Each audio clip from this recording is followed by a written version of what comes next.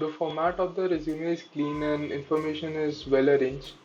For technical skills, make sure that you will be able to answer questions on the technologies mentioned.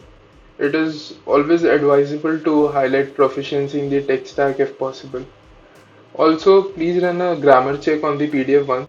There are quite a few grammatical errors and some malformed sentences here and there. The internship experiences are well written, specifying the work, stack, and impact, but the full time experience is a little vague. There's too much focus on the tech stack and very less focus on the problem, solution, or impact of the solution. So, projects and achievements are well written. Good that you have provided the GitHub link and nice README files within those links. In all, it's a very good resume. I have highlighted the few concerns that someone might have, but in all, it's a good one.